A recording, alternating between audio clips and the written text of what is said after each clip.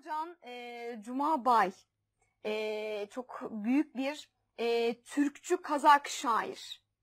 Biraz Macan Cumabay'dan bahsedebilir miyiz acaba Oğuz Bey? Öncelikle bu program için çok teşekkür ederiz Bengü Türk ailesine. Çünkü Macan Cumabayoğlu'na Türkiye Türkleri bir vefa borcuna sahiptir. Öyle ki Macan Cumabayoğlu Kazakistan Rus zulmü altında ezilirken,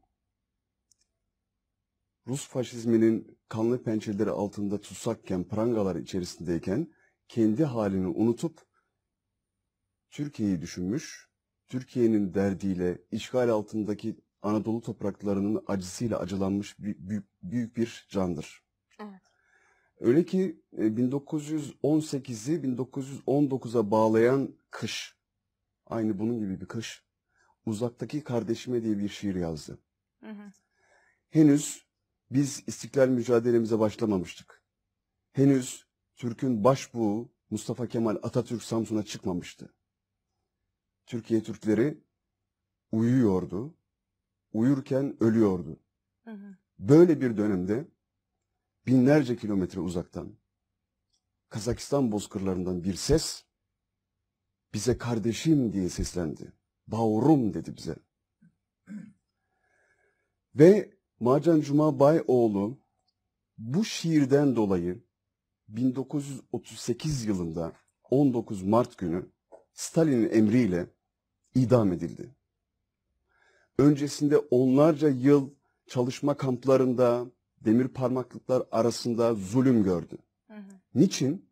Çünkü Macan Cumabayoğlu'nun bir ülküsü vardı. Bu ülkü Türkiye'nin ve Kazakistan'ın bağımsız olması ülküsü. Bu ülkü Türk Birliği ülküsüydü. O kendini Türk Birliği'ne, Turan idealine adamış büyük bir isimdi. Bize kardeşim diye hitap eden bizim abimizdi. Bunu anlatırken bile hani Macan Cumabay'ı anlatırken bile gözleri doluyor sanki. Yani sizin bile yani Öyle, siz de yaşıyorsunuz. Gözyaşlarınızı tutmanız imkansız. Değil mi? İlk bölümler güzel geçiyor. Evet. Gençlik. Yani ağlamamanız imkansız. Çünkü yani Macan'ı zaten birazcık biliyorsanız, Hı hı. onun neler çektiğini, bizim için, Türklük için, Anadolu Türklüğü için, Turan Birliği için neler çektiğini biliyorsanız zaten Macan adı sizi ağlatabilir. Çok dikkatimi çekti Oğuz Doğan beyefendinin yazdığı makalesinde halkını karanlık, hileci, acımasız ve işgalci düşmandan korumak isteyen Macan Cumabay. Ayrıca hemen Yarime adlı bir şiiri var sanırım.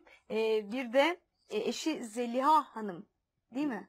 Ben Yarime şiirini çok önemserim. Şöyle ki, yine Anadolu'daki kardeşleri için, işgal altındaki Anadolu Türkleri için yazdığı bir şiirdir. Hı hı. Orada diyor ki, eşine yaz, yarim diyor, can yarim, ben and ettim. Başıma ne tür bela gelirse gelsin. Hı hı. Bu yolda ne görürsem göreyim. Ben onların yanında olacağım. Ben belayı seçtim. Ama diyor, ben bu yolda mücadele ederken eğer içime birazcık şüphe düşerse, birazcık tereddüt edersem, ne olur diyor, beni tekrar dirilt. Ne olur benim yoldaşım ol. Adeta eşine yalvarıyor. Ve niçin yalvarıyor?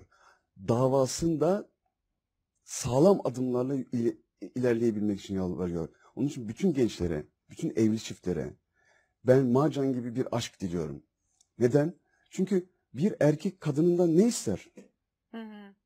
Pek çok şey isteyebilir. Ama eğer o erkek Macan gibi bir bozkurtsa, Hı hı. idealleri uğruna, davası, ülküsü uğruna yürek ister. Evet ve dediğiniz gibi onun anlam dolu kısa hayatı, bizim için çektiği azap, döktüğü kan her daim aklımızda olmalıdır demişsiniz.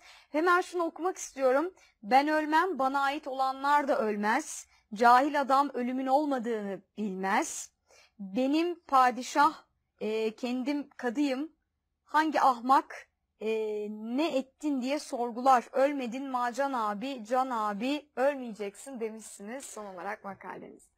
Onun şiirinde de söylediği gibi men ölmeymen, menike de ölmeyde, nadan adam ölüm çoğun bilmeydi dediği gibi Macan abimiz ölmedi. Hı hı. Ona ait olanlar da, onun ideali, onun ülküsü, onun milleti de ölmedi ve ebediyen yaşayacaktır.